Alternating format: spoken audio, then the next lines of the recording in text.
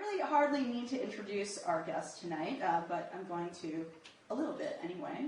Robin Morgan is the iconic poet, writer, and activist responsible for The Demon Lover, as well as the classic feminist anthologies Sisterhood is Powerful, Sisterhood is Global, and Sisterhood is Forever, and her recent novel that several of you were perusing at the back table, The Burning Time.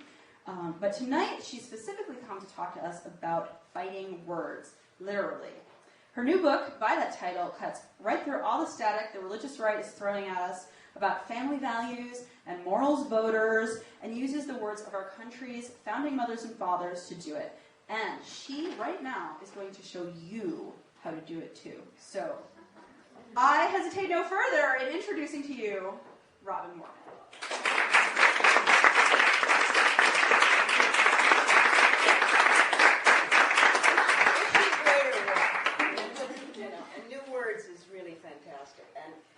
This time, there's no snowstorm. I don't know if any of you remember, but the last time that I read at New Words, it was a record blizzard. And a lot of you folks came and waited almost 2 hours. I think Judy Norsigian vamped until ready from Boston Women's Health Collective. We just had a train accident tonight, so. And a train accident. The patriarchy figures she's coming to Boston. Boston was the birth of the women's movement. Not good. Keep them apart. Yes. I'm going to, if I may, move this a little closer and hop up here because I'm going to sit, not only because I'm rapidly approaching 102, but because I'm on a book tour and I either aggravated the 2 slip discs I already have or I've slipped a new one. So it's better to sit and dangle legs than to stand for a long time. Thank you for coming. Thank you, WGBH, which is one of my favorite sources of information and art in the world. Well, let's see. This year, for the first time in my checkered life, I had 2 books come out, which is quite wonderful. One fiction and one nonfiction. The bad news is, or the good news is that... Let's repeat. Oh, I tell you, women take such good care of you. It was actually a suggestion from the audience. Wow, thank you. This is so great. Thank you. Oh, yeah, it takes pressure off the spine. Won the novel, the historical novel, based on the real story of a woman who fought back against the Inquisition.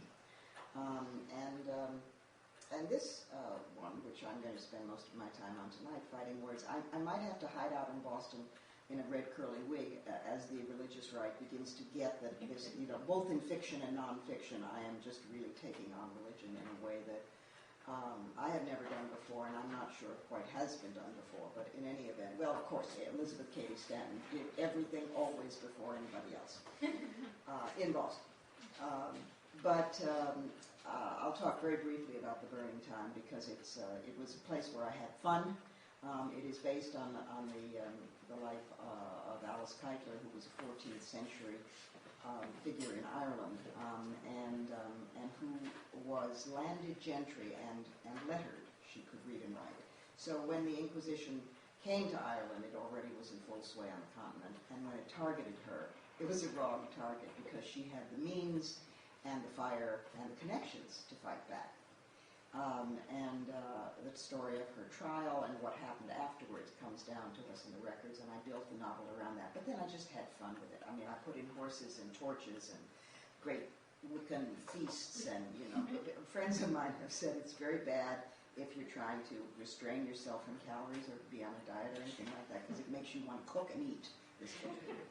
Anyway, so that's The Burning Time, and it's a special love of mine. Fighting Words is a special love of mine, and bless their hearts, Nation Books rushed it through crash production to get it out before the elections, and has priced it deliberately low so it can be affordable. I hope you buy it here tonight. I hope you give some to friends. You can also, if we run through the copies here tonight, you can buy it via my website and find out other things that are going on. It's just very simple. It's www.robinmorgan.us. I love my website. I have a lot of fun with my website. I am not a Luddite, and I am trying to learn hypertext so that I can do more administrating at the back end of my website. I think it is to now and to political recognizing the miracle that the internet is in fact the Gutenberg of our time. It really is. Fighting words. Okay.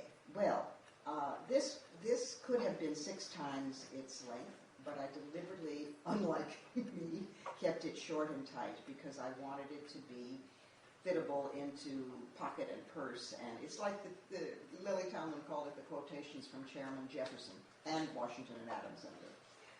So that it could be cheap, it could be affordable, it could be a real tool for verbal karate arguing. I do have to tell you, beloved sisters, that I don't think I have quoted this many men since I was like 15. And for a while there, it did give me the bends, but they're good quotes. I just got very tired, like you and many of us, of muttering to myself a lot and of talking back to my television set. And I had been reading some of those wonderful 600-page great biographies of the framers of the Constitution and the founders of the country. I refuse to call them the fathers. But I've been reading some of those, and they were quite extraordinary, but I realized that far too many people, unfortunately, we're plowing through all of them. And we live, for better or worse, many times worse, in an age of sound bites and factoids and short attention span and quick bliplets. So I thought, okay, well, so what if, starting with some of their quotes, because their intent was so clear on separation of church and state, what if I equipped myself and us with a toolkit for arguing? Because even though we know what our positions are, when we're hit by all of the truthiness, as Stephen Colbert would call it, of the religious right, the fake truth that says this is a Christian nation and the framers were all devout men and it has always been this way and the U.S. law is based on the Ten Commandments and on and on and on and on. In God We Trust was on the coins. We don't, we've all suffered American educations and the media has not been doing its job. Maybe a little later on, I hope we can talk about the Women's Media Center, of which I'm a founder in New York, and what we hope to happen with that, to try and make the media begin to be honest, let alone keeping them honest. But lacking the kind of information that would give us real nourishing food to fight back with and say, no, actually, you see, Madison himself felt that there should not be chaplains in Congress. Washington felt there should not be chaplains in the military because they were too divisive. I mean, without these facts and sources, so that we can say, and this letter is where it's from, and this writing is where it was written, and this is where the speech was. When we have those, it's a very different cup of tea.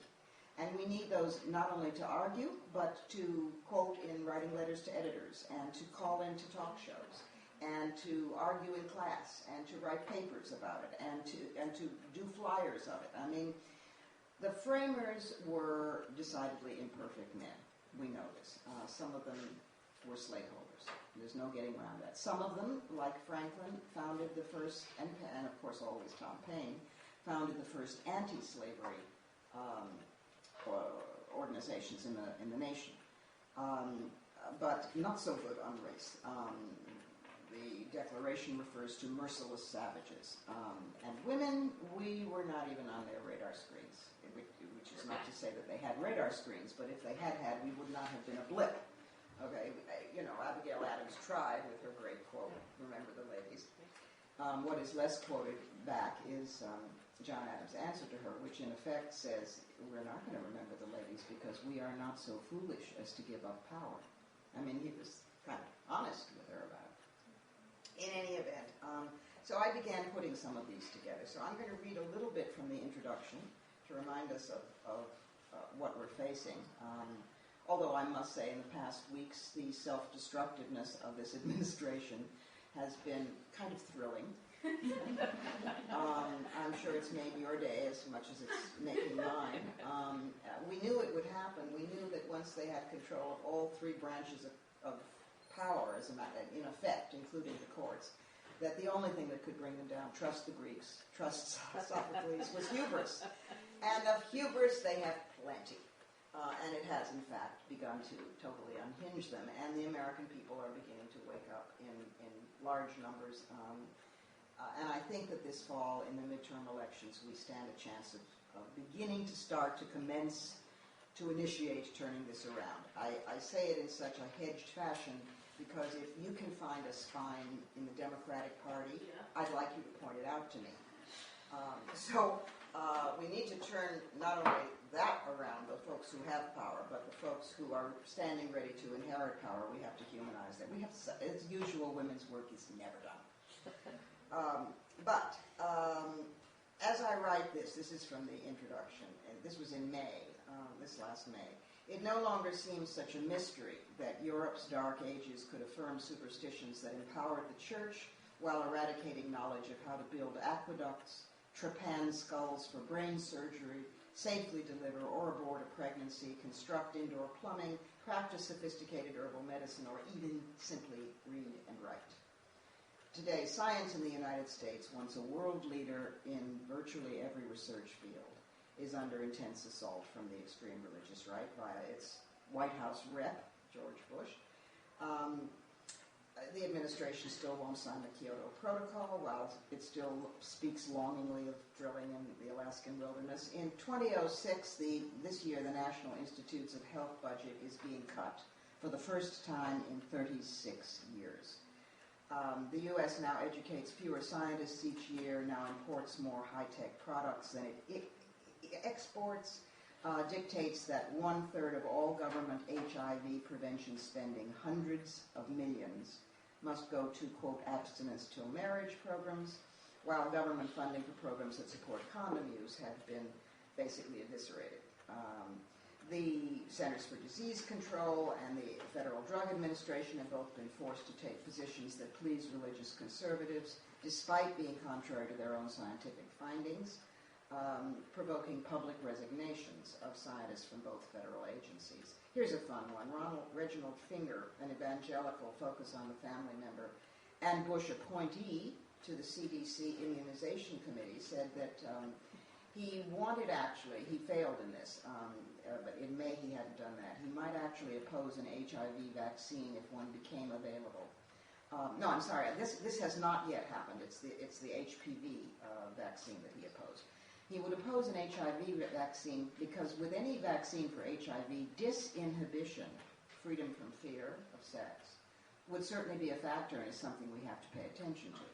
He did try to block approval for a vaccine protecting women against HPV, the human papillomavirus that can cause cancer of the cervix, worrying, quote, this vaccine might send an overall message to teenagers that we expect you to be sexually active.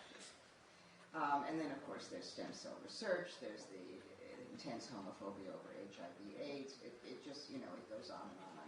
I'm going to skip around here. Nor does the media do its job.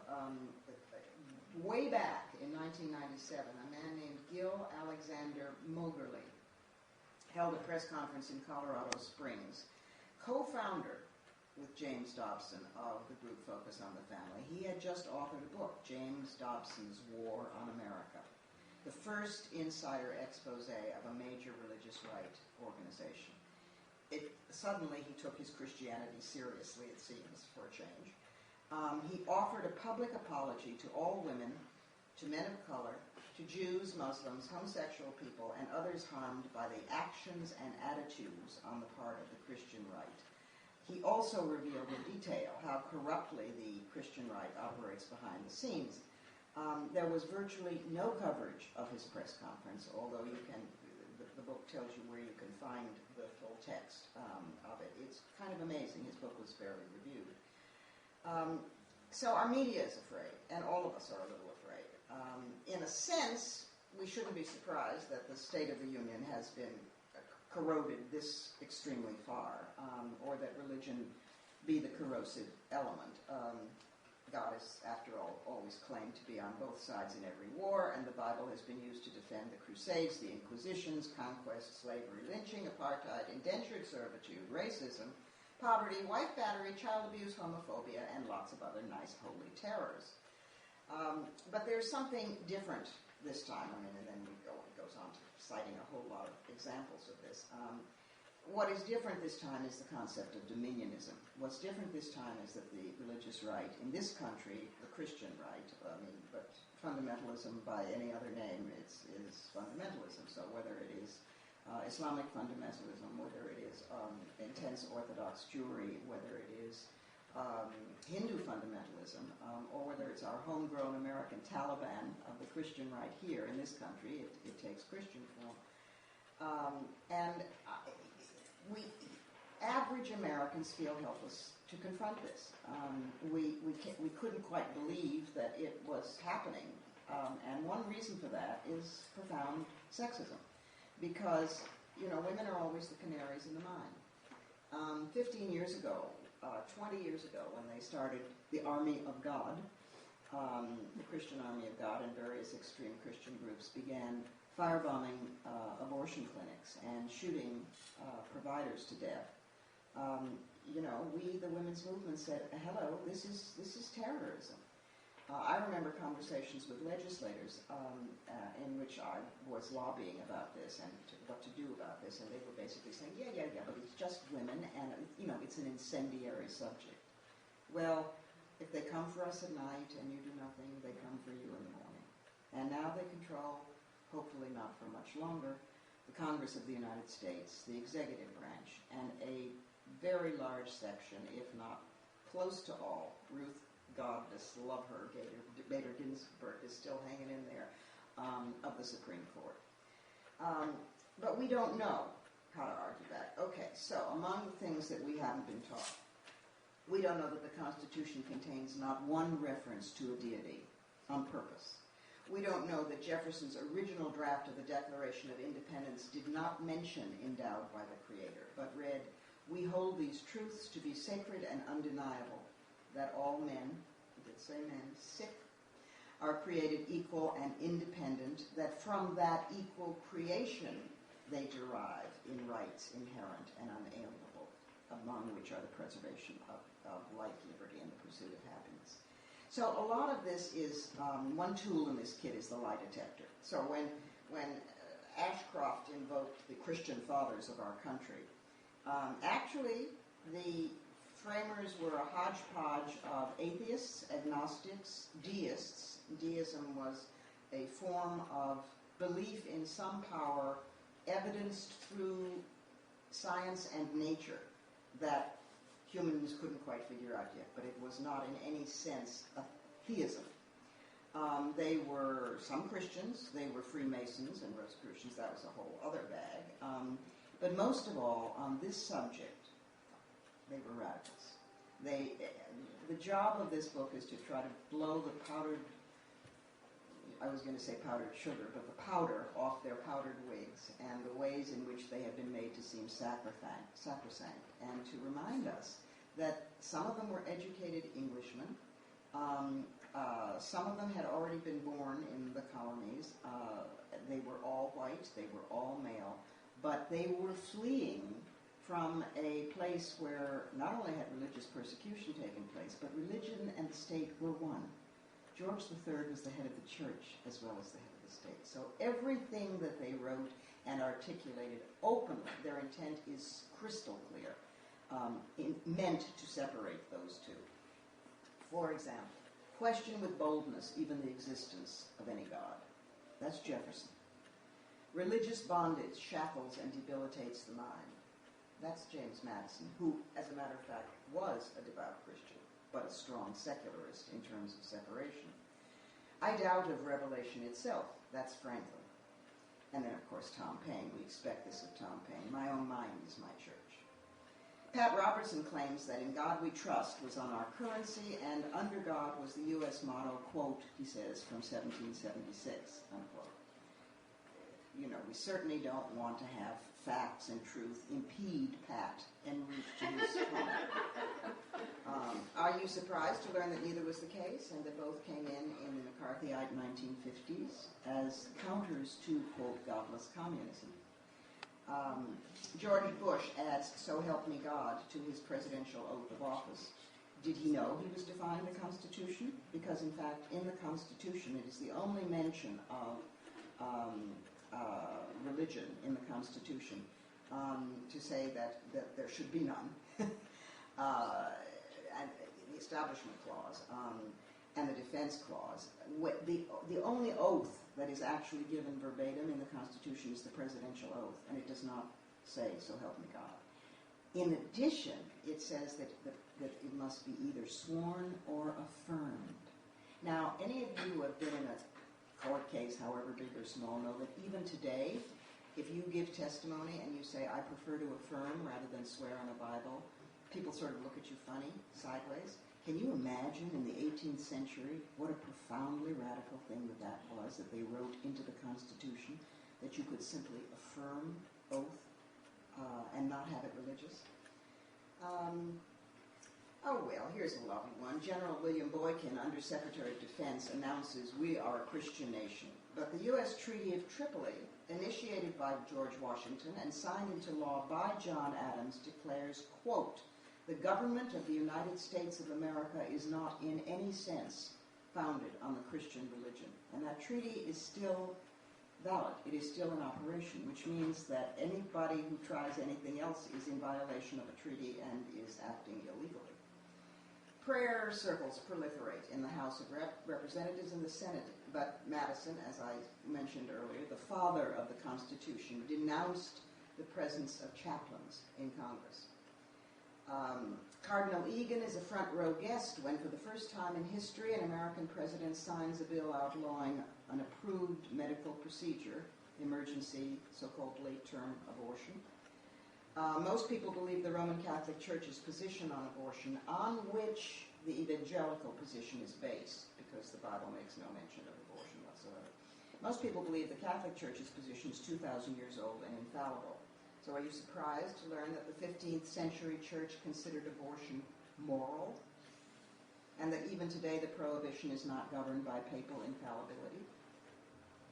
When Bush established an office for faith-based initiatives inside the White House, I tell you the framers would be pirouetting in their graves.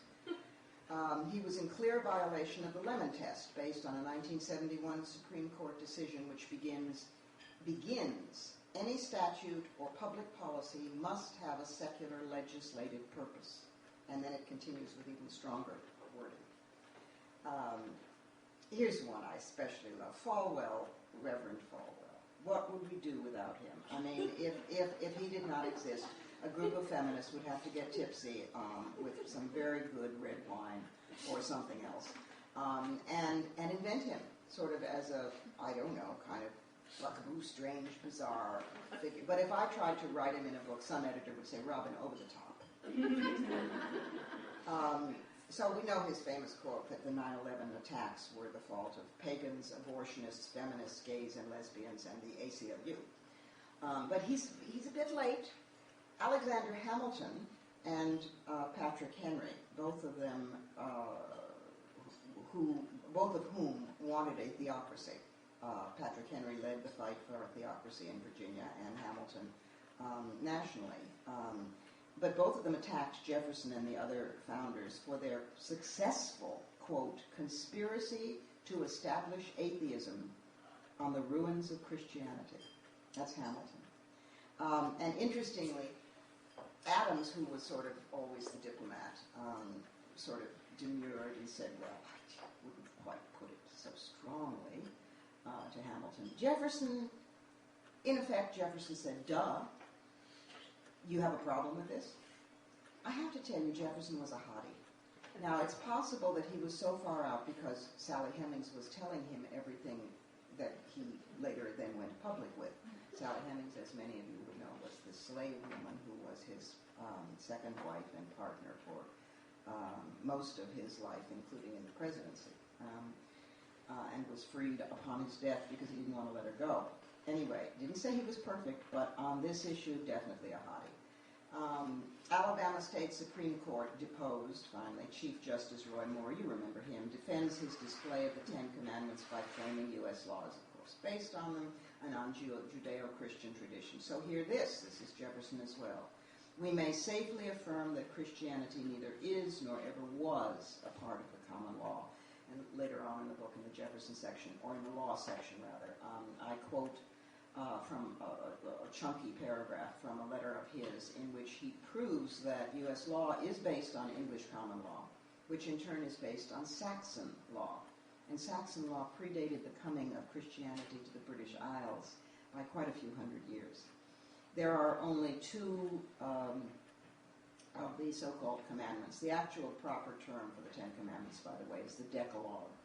And that translates as the 10 words or the 10 statements. And I think it's something we all ought to really begin to use more because it diffuses the commandment part.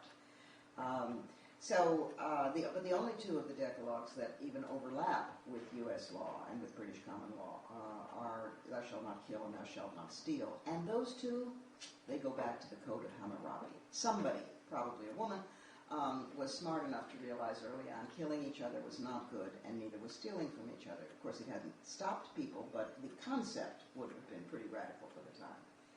The principle of separation of church and state was first articulated by Roger Williams, who was, of course, banished from Massachusetts for his beliefs, and who then founded the settlement of Rhode Island in the 1600s. Since we're in Boston, it's interesting to note that there's a correspondence the great correspondence between Adams and Jefferson, where they really let down their wigs with each other. At one point, when the Virginia Act of Religious Freedom has been passed, Adams writes enviously saying, "Oh, we're never going to get anything like that up here in Massachusetts."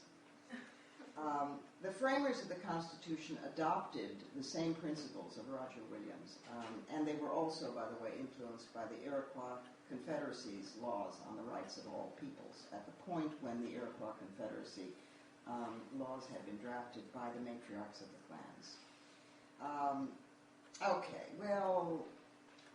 In God we trust. I want to say something about religious campaigns. There have basically been three in this country, so-called religious revivals.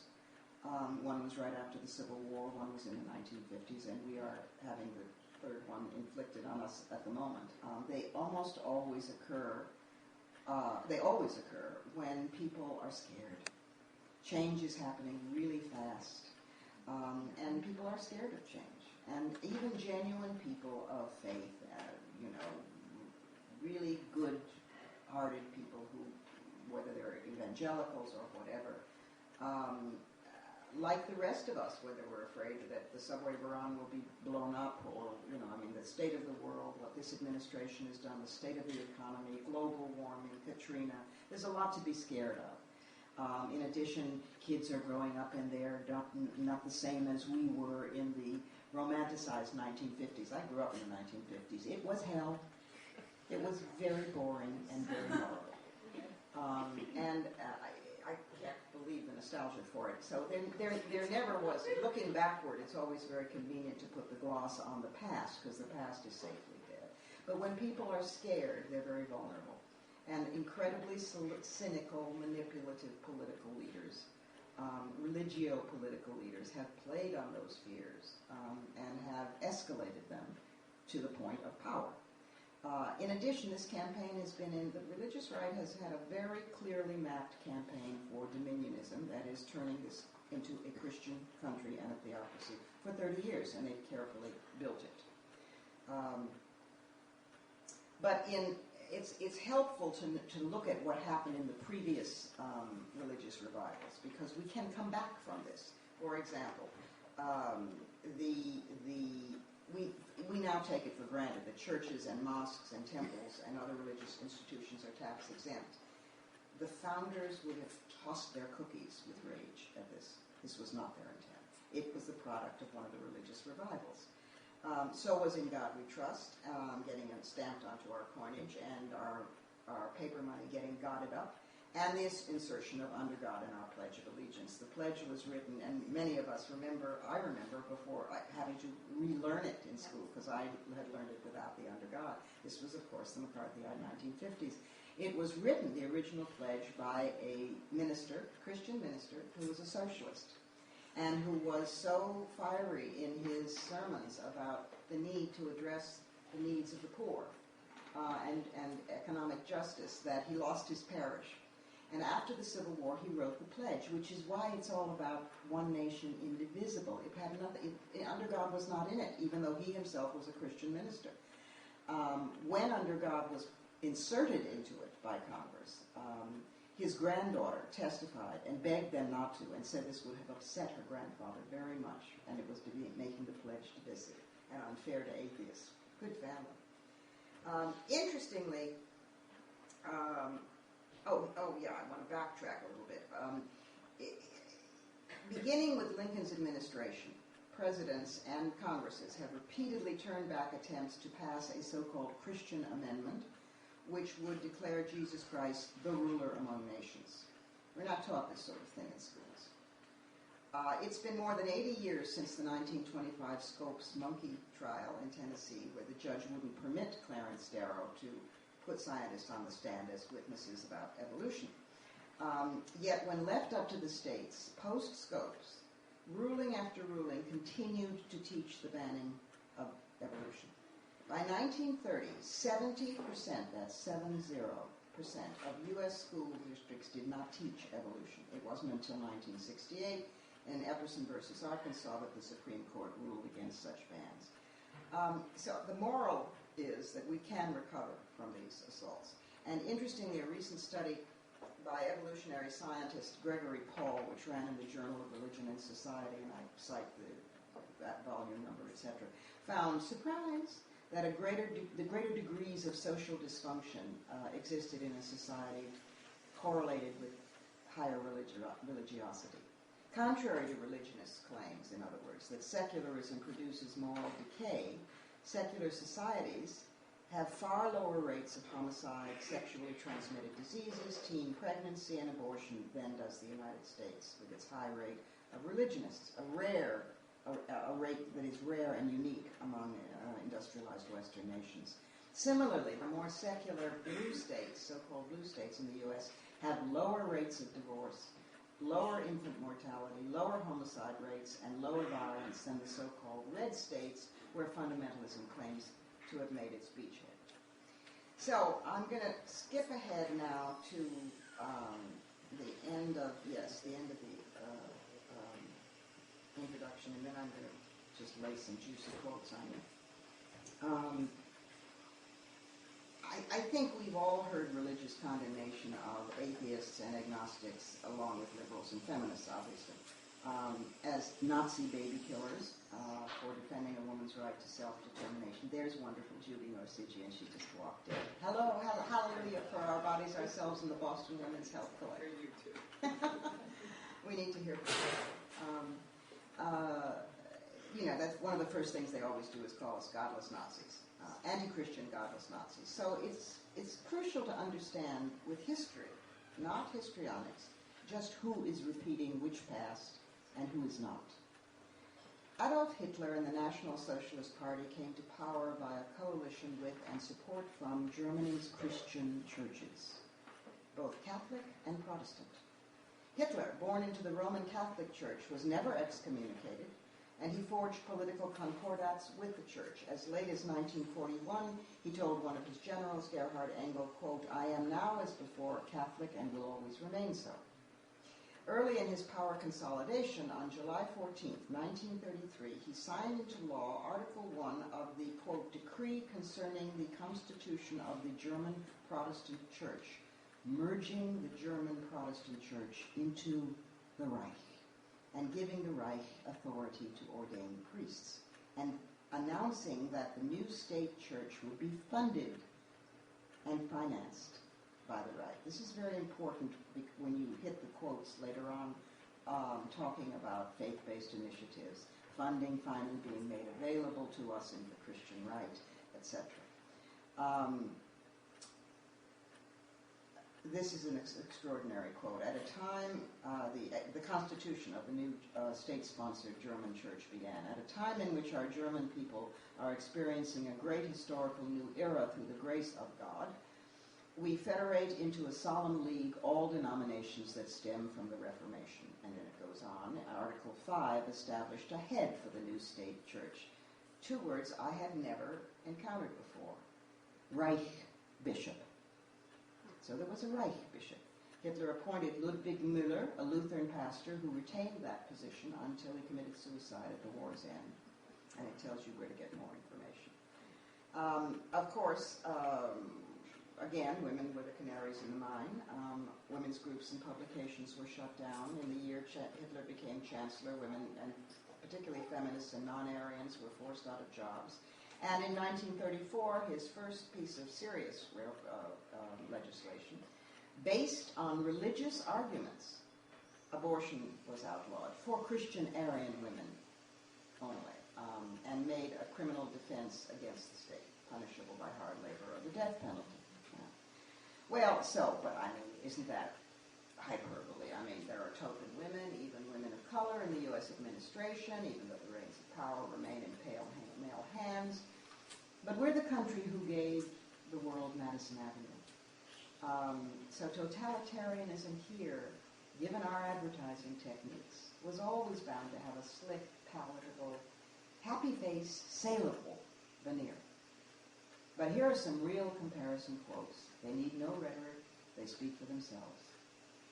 Quote, "I hope I will live to see the day when, as in the early days of our country," not true, "we won't have any public schools. The churches will have taken them over again and Christians will be running them." That's Falwell. Quote, "Secular schools can never be tolerated because such a school has no religious instruction, and a general moral instruction without a religious foundation is built on air. All character training in religion must be derived from faith. We need believing people." Adolf Hitler, April 26, 1933. "God wants me to run for president," George W. Bush, 2000 campaign statement. "I am convinced that I am acting as the agent of our Creator. By fighting off the Jews, I am doing the Lord's work." Adolf Hitler, Mein Kampf. I researched and compiled Fighting Words in the hope of bridging the two poles of soundbite factoidism in this country and content that we need to nurture ourselves with and to stand up proud and reclaim our country. This is probably the most single patriotic thing I've ever done. It certainly, as I said earlier, is quoting more men than I ever had before. At least in the beginning part. Not so what am I supposed to do? The founders were, at least out front, all men, and then the presidents have so far been all men, and then the justices for the most part, and and the laws were made by them. Once I get to other great Americans, however, that's when the women come in. But I wanted it as a real tool to sing in your hands. It's U.S. specific. I could have gone on with good juicy ones internationally, but no, I tried to rein myself in. And the introduction ends with a quote from Franklin. After the Constitutional Convention, he was asked what type of government the founders had chosen, because obviously there were different choices, parliamentary, etc. And he replied, "We have given you a republic if you can keep it." And I asked, can we keep it? But I'm now going to jump around and read you some really just fun goodies that are get the blood going. Oh, this is the one I just be very fond of. During almost 15, because they didn't mince words, sometimes we've been tiptoeing around and saying, well, what the religious right and what faith-based people. During almost 15 centuries has the legal establishment of Christianity been on trial. What have been its fruits? More or less, in all places, pride and indolence in the clergy, ignorance and servility in the laity, in both superstition, bigotry, and persecution. Okay, that's James Madison. That's the father of the Constitution. How anybody can even wonder. And he warned against monopolies, perpetuities, corporations, and ecclesiastical endowments. In other words, rich churches. Jefferson, at one point, Jefferson is so wonderfully outrageous. Here's a nice one from Adams to Jefferson. "I almost shudder at the thought of alluding to the most fatal example of the abuses of grief the history of mankind has preserved, the cross. Consider what calamities that engine of grief has produced." I don't know what they'll say when you say, "This is Thomas Jefferson." They'll say you made it up, perhaps. They'll say he made it up. Doesn't matter, because in fact, he said it. He wrote it. He was so wonderfully outrageous that he took a copy of the New Testament and cut it up, and cut out all the parts about superstition, virgin birth, angels, mysteries, miracles, etc., all of which he classified together as being as superstitious and fairy tale-like as Minerva coming from the forehead of Zeus. And he left in some of the philosophy of this person, if there ever had been a historical Jesus Christ, which he found very good philosophy, quite moving and right up there and ethical in the same category of Socrates.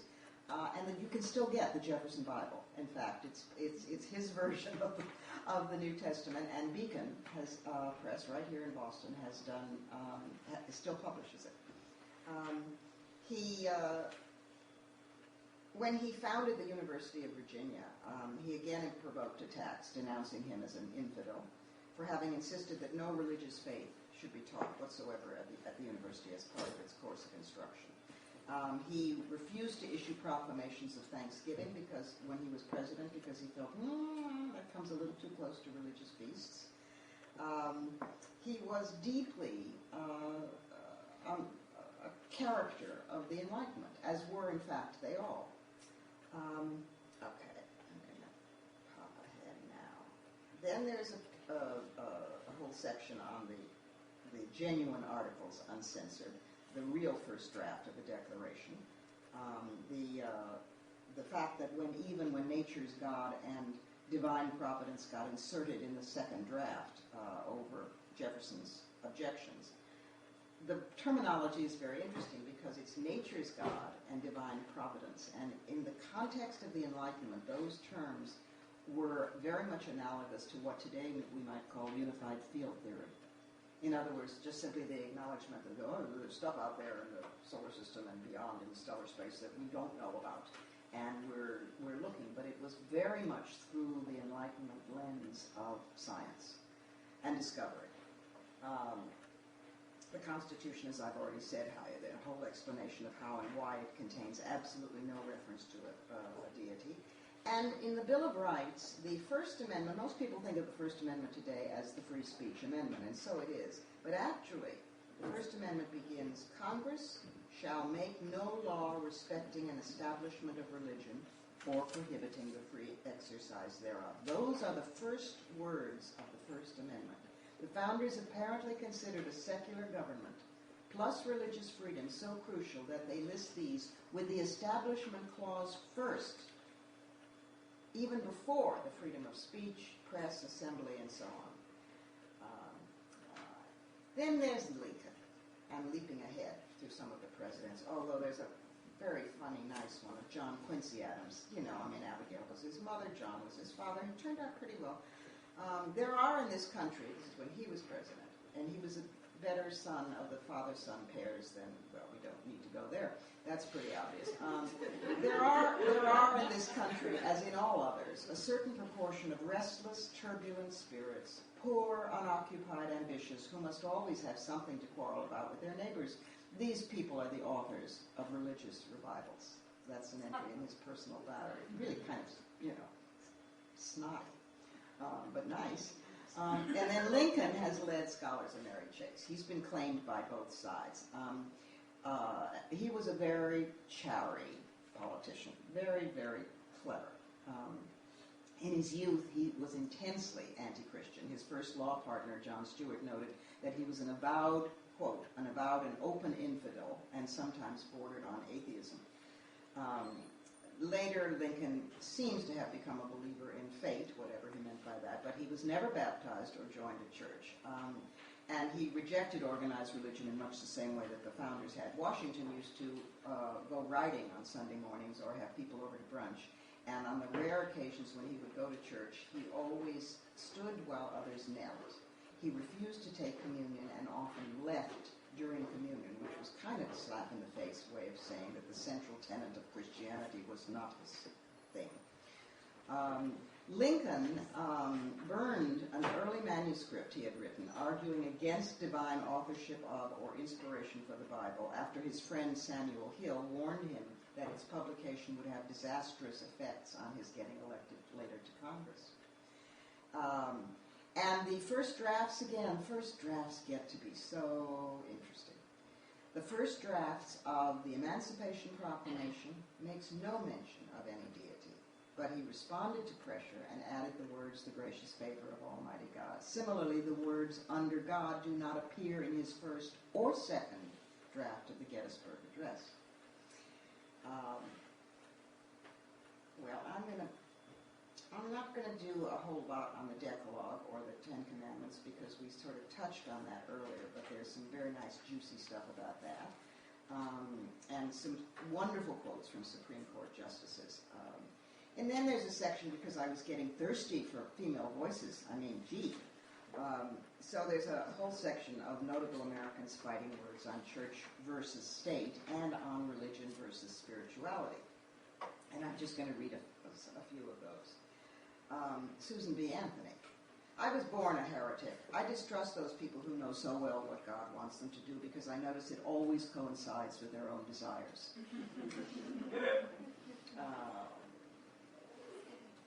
These are alphabetical. George Carlin. I'm completely in favor of the separation of church and state. These two institutions screw us up enough on their own, so both of them together is certain death. Sandus Cisneros. I tell people I'm a Buddha Lacupist. I have to invent it, take parts of the Catholic religion that work for me, like the Virgin of Guadalupe, and toss out parts that don't. Wonderful ones from Frederick Douglass, from Einstein. Here's the great Matilda Jocelyn Gage. And doesn't this sound timely? Of late, a rapidly increasing tendency has been shown toward the destruction of our civil liberties. The government is undergoing changes which are signs of danger. The people forget that liberty must ever be guarded. They forget the hereditary enslavement, the bondage of the human will to the churches. These are dangerous signs of the times as to the effort of the church to obtain increased power. It is an attack of the church upon the state itself.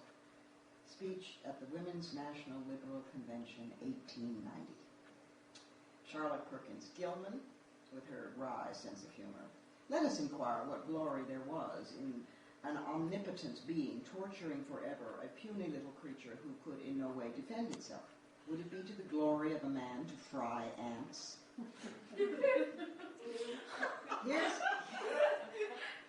Here's a beauty from, are you ready? Well, I'm going to just read the quote and tell you who it is afterwards. You're not going to believe it. The religious factions that are growing throughout our land are trying to force government leaders into following their positions 100%. If you disagree with these religious groups, they threaten you with a loss of money or votes or both.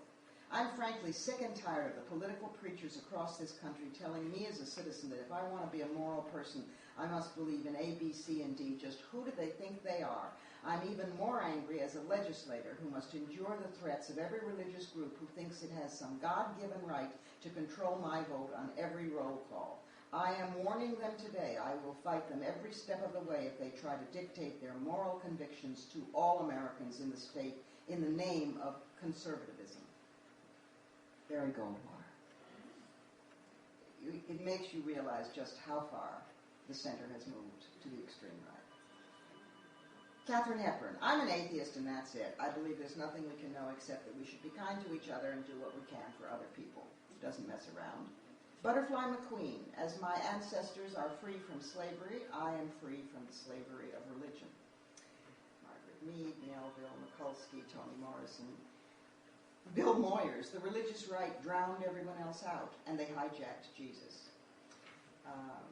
Ernestine Rose, who historians among you will remember, historians, as an immigrant from a Polish-Jewish ghetto, the first U.S. lobbyist for women's rights, and a self-proclaimed atheist. All children are atheists, and were religion not inculcated into their minds, they would remain so. There are so many in here from Stanton that I won't even start because, of course, she did the Women's Bible. And there is a similar amount from Twain, who was amazing. It's no wonder they keep trying to bar him from schools. If there is a God, he is a malign thug. This is Mark Twain. Our Bible reveals to us the character of our God with minute and remorseless exactness, all the vengeful stuff. It is perhaps the most damnatory biography that exists in print. It makes Nero an angel of light by contrast. That's Mark Twain. Then there's Jane Wagner, Lily Tomlin's partner, and the woman, the brilliant writer who, of course, wrote Search for Signs of Life and Intelligent Life in the Universe, and Lily performs it. Why is it that when we talk to God, we're said to be praying, but when God talks to us, we're schizophrenic? Alice Walker, any God I ever felt in church, I brought in with me. Frank Lloyd Wright, I believe in God, only I spell it nature. So those are very fun. And then there's a whole section on abortion, the fighting word.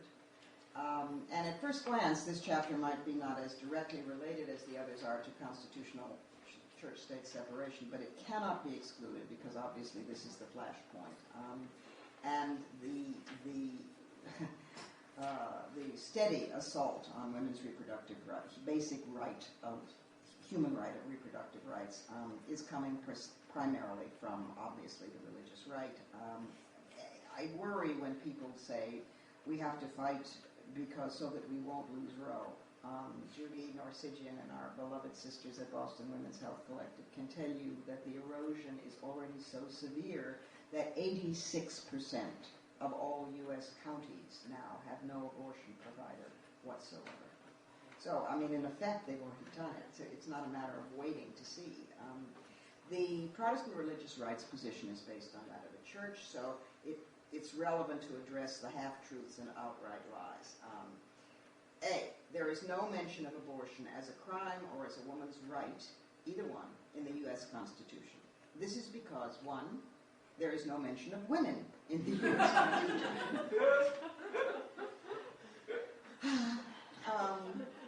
And two, abortion was both legal and practiced at the time. Now, also, there's no mention of abortion in the Bible. There are as many as 600 Mosaic laws, not one of them comments on abortion. Jewish law traditionally considers life beginning at birth. There is an interesting reference in Exodus, and I give the specifics, referring to miscarriage due to a woman being hurt accidentally as men fight, adding that the culprit should be fined, but if the woman, not the fetus, dies, then he should be killed. In general, the Bible is not particularly child-friendly because you're always being told that, infants of adversaries should be dashed to pieces, ripped up, eaten. Psalm 137 declares, "Happy shall he be that taketh and dasheth the little ones against the stones." So, the concern of the Bible for children does not impress me.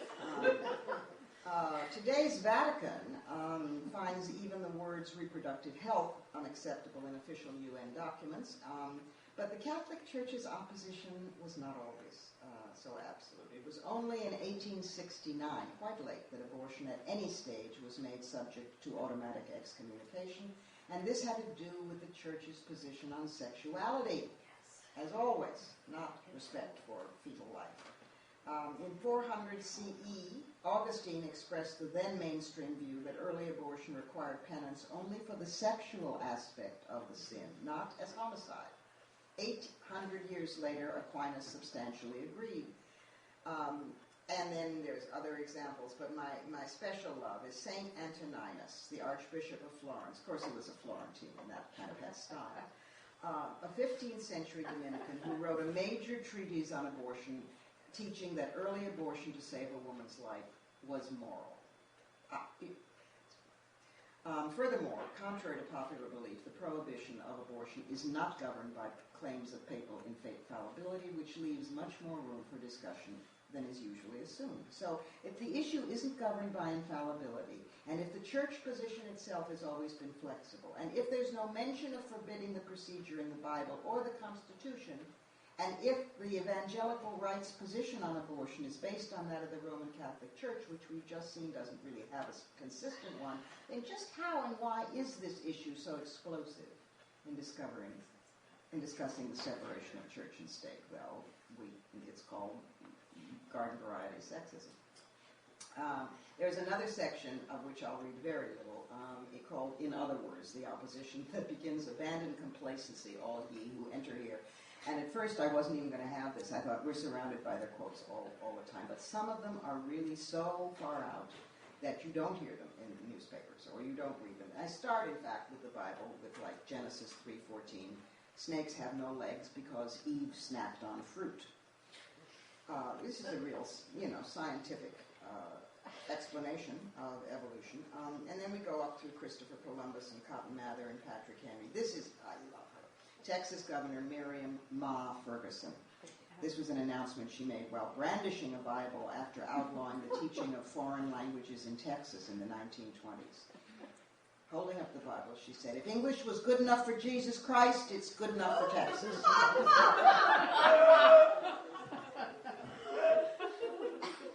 But sometimes they're very honest. Paul Weyrich, the founder of the Heritage Foundation, said, "We're talking about Christianizing America. We're talking about the gospel in a political context." And Gary Potter, president of Catholics for Christian Political Action, says after the Christian majority takes control, pluralism will be seen as immoral and evil, and the state will not permit anybody the right to practice evil. So many from Pat Robertson that it's just it's a cheap shot to quote him. Although George Herbert Walker Bush, Daddy, said, "No," he said, "I don't know that atheists should be considered citizens."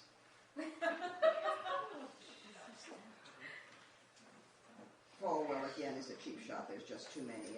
But except this one is, who can resist? The idea that religion and politics don't mix was invented by the devil to keep Christians from running our own country. Can you imagine what Jefferson would have done to him? Gary Bauer, Randall Terry. This one stiffens your spine. Randall Terry, head of Operation Rescue, the militant anti-choice group. Quote, "I want to let a wave of hatred wash over you. Hate is good. Our goal is a Christian nation. We have a biblical duty. We are called on by God to conquer this country. We don't want equal time. We don't want pluralism." Doesn't seem a very Christian. I mean, I'm not a Christian, but doesn't seem Christian sentiments to me particularly. Did you know that George Bush, when he was governor of Texas, proclaimed June 10th, 2000 Jesus Day? Tom DeLay. Remember him? We set up the courts, we can unset the courts. James Dobson. Homosexuality will destroy marriage. It will destroy the earth. Gore was wrong. It's not global warming. There are such scary quotes in here from Antonin Scalia, who everyone keeps saying is bad but brilliant, and I just don't find him very bright. William Donahue, president of the Catholic League, quote, "Mel Gibson represents the mainstream of America." I wonder if he'd say that now. And here's an interesting one from a black evangelical minister, Bishop Marva Mitchell. "There's never been a separation of church and state. The only thing that's been separated is us from the money." A statement after being received at the Faith-Based Initiative meeting with Bush in 2005. And then afterwards is simply a compendium of resources, because I don't want you to wind up being psychotically depressed or scared so totally that I want our spines stiffened, and then what do we do? So there's websites you can go to, books you can read, articles you can find, groups you can join. It's an activist tool. And I put it in your hands with respect and with love, because it's time that we were in touch with the glory of our own secular heritage. This was Virginia was the first state, thanks to Thomas, and this was the first country on the earth to have this vision, but long before Britain. Britain, in fact, still has the head of the church. I mean, nobody pays attention to it, but it is on the books, to have the concept that you would separate governance from personal belief in whatever you chose to believe in. And it was still perhaps the most radical notion. They fudged on so many other things, from slavery to economics to holding land to the vote to women. But on this they saw really clearly. And maybe because at its heart it is so profoundly incendiary, and everything flows in a sense from that and from that profound freedom. So I would just echo Franklin when he said, "We have given you a republic. If you can keep it, can we keep it?" Thank you.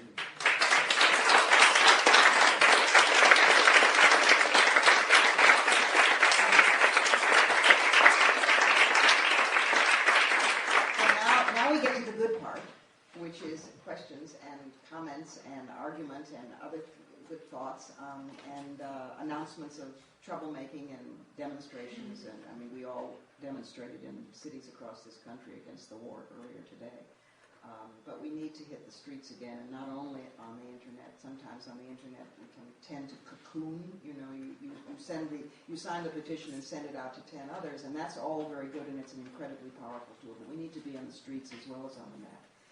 I'm going to ask Judy Narcigian, my beloved sister, for 112 years since we go back to when pterodactyls flew above the earth. To talk also about the new Our Bodies Ourselves book, which is quite wonderful, and which is... Well, you know, Come up here. I don't really... I'll stay right for a minute. The new book is Our Bodies Ourselves Menopause, and it really is... You know, I don't think they can hear you on WGBH, so come on. So then I get to give you a hug. That's a good reason. That's a good reason. Well, I have to say a couple of things that shouldn't go unmentioned. You can say them into the microphone. Oh, dear. One of them is that I'm so glad you mentioned Ernestine Rose. And I want to point out that one of the co-founders of Our Bodies Ourselves, Paula Oh, you're here. Oh, my God. I didn't know Paula was coming. Anyway, I have to plug your book. Okay. Coming out next fall.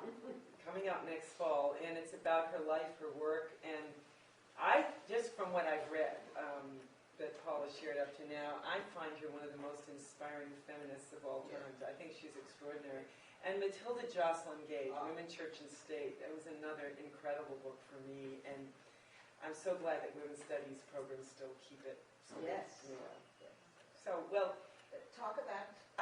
there's so much to talk about, but right now, I have to say I've been listening to the talk shows talking about Foley and Hastert and everything that's going on, and it does feel like there's a groundswell of, you Democrats and Republicans are all the same.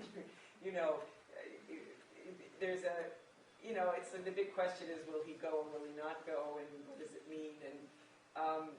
And I hate the fact that they're playing on homophobia here. That's an issue as well. But it's so telling that we are facing a moment where the religious right has encroached in ways I never thought would be possible. And I look to, all the ways in which Our Bodies Ourselves has been banned or restricted. I just looked on the internet today, and the National Association of English Teachers has the list of the 10 most banned books in American high schools, and Huck Finn is one of them. Our Bodies Ourselves is another. What good company yes, you and are Judy Blume is another. It's they're all there. And one of the things that's exciting is that as young people find out that something is verboten, that they are not supposed to read it, they run out and get it. And I'm very happy that a lot of younger women have gotten this new hot pink cover of Our Bodies Ourselves from last year and have written to us and have said, things like, well, where has this book been and how come I never saw it, as though, it's someone else's fault. But one of the things that's still striking for me is that most of the American public didn't know Our Bodies Ourselves in the 70s, even though it hit the bestseller list. Most people didn't know about it. Most people don't know about it today. And the internet is, however, the place young women are discovering an incredible amount of activism, and it's where we get information about what's going on in Georgia and Alabama. The young women write to us and share some of their struggles. Very often, it's the isolation that a young woman feels because she's read something on the internet or in a book, and no one in her community would accept the way she's thinking and feeling. But, she's had these ideas all along. It's like friends of mine when I was little who told me they didn't believe in God, and I said, oh, really? I said, my father was an agnostic, so I said, well, you really don't know if God exists or not, because, of course, that's what my father said. And so I went to church, but, I knew all along nobody could really know, and I figured, believe in what you want, and I used to, whenever something terrible happened, my sister got hit by a car, I remember crawling under the bureau in my room and saying, dear God, if you're there, please save her life, I'm sorry if I ever thought you weren't there and you are there, we do all these mind tricks. Right. But I am really hopeful that we will get into the streets more, and we had a reunion with some of the Our Bodies Ourselves founders, and one of the things I've been percolating with is there's something that we can do as we're aging together. It might not even have anything to do with healthcare, but because a lot of us have moved in different directions, not me, but other people in the founding group. But I do think there's something to be said for group effort, particularly groups that already know each other and work well together. Some of the book groups, these book groups have been sprouting everywhere across the country. I've heard of a few that have decided to take up global warming or separation of church and state. A couple I've heard have been interested in that. Or getting to the issue of religious tolerance in their own community. And I'll tell you one last story and then I'll be quiet. This last Saturday I went to the National Association for Armenian Studies and Research 50th anniversary, and there was a lot of hoopla. The Armenian community was the first community to ever get a chair named, one of these endowed chairs at Harvard University since 1630 that wasn't some rich person with a zillion dollars saying, I'm naming this chair after so-and-so. It was raised with lots of small donations from a huge community. And part of it was to bring the scholarly study of the genocide into the university and give some sort of an antidote to the rewriting of history that the genocide didn't happen and all that. Well, sitting at our table was a young woman who is a BU graduate student getting her PhD in political science, a young woman from Turkey. And next to her was a young man from Armenia who just got his master's in conflict resolution at Brandeis. And they're part of a very new organization, about 17 students in the Boston area. Turkish and Armenian students were talking to each other for the first time. And for him, it was like, I'm doing all this Israeli-Palestinian conflict and I'm doing all this stuff. What about my own struggles? And what about the fact that Armenians and Turks can't talk together? And the young Turkish woman said, I didn't even know that there were these issues till I went to China, and a young Armenian student wouldn't shake my hand. And she said, I had to figure out what that was about. So they have a website, and the various students say something about what they believe, and they're respectful, but some of the Turkish students don't yet believe there was really a genocide, but who knows? This kind of conversation where the ground rule is that you respect one another and you hear one another might do some bridging. I don't know, but talk about an enmity that's going to be 100 years old pretty soon. If there are young students, Turkish and Armenian, that can come together, I think it can happen. The Public Conversation Project, which brought, as many of you know, anti-abortion folks and pro-choice folks together for private conversations. I'm not sure it got very far, but at least people learned not to demonize people on the other side. We've had our own shares of those debates, I must say, with anti-abortion people who have, and I remember in a group of 400 students in the Midwest, I said, this might surprise you, but I think that abortion is a kind of killing, but I don't think that makes it wrong. And we had a long discussion about whether... Once they pick themselves up from the floor. No, it just, that it's not like killing a human being, it's killing life in some form. It's not always the wrong thing to do. And even a priest in Watertown, an Armenian priest, came to me after a woman in his congregation came up to him and told him how she hated his sermon about abortion and told him why and why she had an abortion. And he had to come, of course, and tell us that he still thinks abortion is killing, but he said, now I know it can be the right thing to do, and he said, I'm never going to give that sermon again. So I thought there are people who listen, and there is change possible. So anyway. And I'm going to do the promotion that Judy was unwilling to do and say that we're actually hosting an event with Judy and some other great folks for the Our Bodies, Ourselves, Menopause book on October 18th. I'm pretty sure is the date. And that's the YWCA in Boston at 140 Clarendon. And, of course, you can find that info in our fabulous brochure. Thank you so much. And in fact, what Judy was saying about dialogues, I have this plan. Okay. I have this crazy plan, which friends keep saying, ooh, Robin, not a good idea. But I think it is. I just have to wait until things calm down from these two books, which are broadside assaults against religious intolerance. Alice Keitler was a healer, by the way, the 14th century woman on whom the burning time is based. That was the grounds on which, of course, they accused her of being a witch. So when things have quietened down next year from these two books, I want to try to write interesting that my palms sweat and my mouth goes dry as I think of it, some kind of open letter to evangelical women. To try and reach out to them, because if anybody can try and talk across this, women can. And it would go along the lines of, okay, you've been demonized for me, and I've been demonized for you, and this is who I am, and this is blah, blah, blah. These are the things that, however, maybe we have in common, and it's all of the obvious things that feminists know, but rape feels the same. The 14th hour of labor, pretty much feels the same. The fist in the face feels the same. They suffer, in fact, much higher rates of domestic violence in the United States, as I said earlier.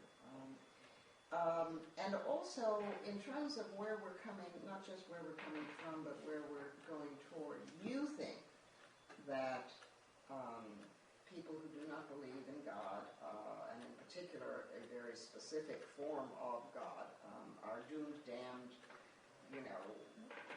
alien. So here's where I'm coming from. I look at a bulb, and I am a proud Wiccan metaphysical atheist, and do with that as you will. But I see there's this gnarled chunk of thing called bulb, and I put it in the ground, and it comes up a tulip. And the Crown Nebula and the Crab Nebula and the Sombrero Galaxy are where my sense of awe comes from. I think everyone needs a sense of awe. I think everyone needs some sort of sense of community. Here's where my sense of community comes from. That's where yours is, etc. And begin to play with this. The reason that I haven't done it so far was I was finishing these two books.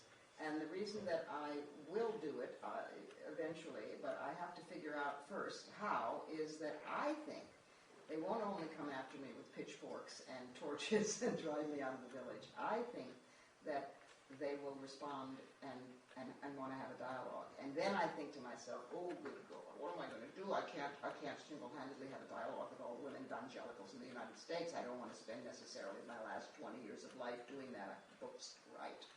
So I have to think about how to do this. And if any of you want to do it first, be my guest. But I think that there are ways of opening out. Right now, and given the extremity